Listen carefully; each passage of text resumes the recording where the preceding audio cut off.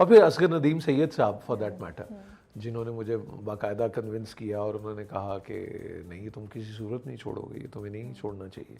बल्कि उन्होंने मुझे फिर कहा कि गिनो मेरे साथ के कितने एंकर्स हैं पाकिस्तान में।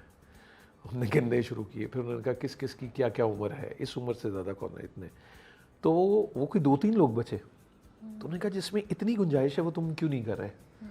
तो मैंने कहा दिस इज़ मेकिंग सेंस। तो वो उस वक्त CNN और लैरी किंग लाइव वगैरह वो था, तो मैंने कहा भाई एक लैरी किंग भी तो है, वो भी तो कोई ज़िंदगी गुजारता है, वो भी यही करता है काम। तो फिर सोचा कि हाँ ये किया जाए, और फिर आई गॉट एंगेज्ड। और बल्कि मज़े की बात है कि कॉलेज जीन्स जब आया, तो कॉलेज जीन्स की जिस दिन पहली शूट थी मेरी मंगनी थी शाम को।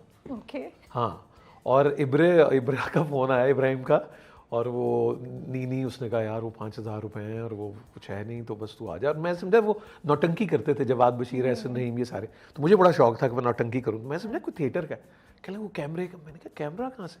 उसने कहा यार वो सीन है ना, मैडम समीना ने एक दिया हुआ दिन, वो सारा 5,000 रुपये हैं। तो मैंने कहा मेरी शाम में मंगनी, आ जा बस दोपहर में किसी तरह। तो हमने वो एक सीन किया, चले गए आप। हाँ। और वो मैंने नहीं होना था, वो नसीम विकी साहब ने गालिबन करना था, उनकी कोई वो हुआ, तो मुझे उन्होंने वो बस, तो वो हुआ।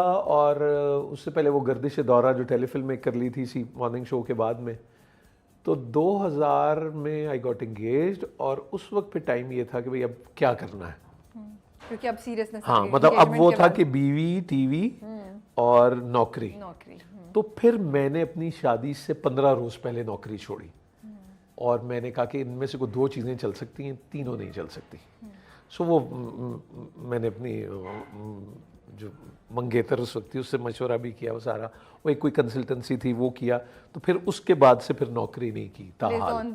हाँ, या ब्लेज़ॉन से शिफ्ट कर गए? नहीं, मैं मैनहट्टन लियो बर्नेट मेरी आखिरी थी कंपनी, मैनहट्टन आखिरी थी।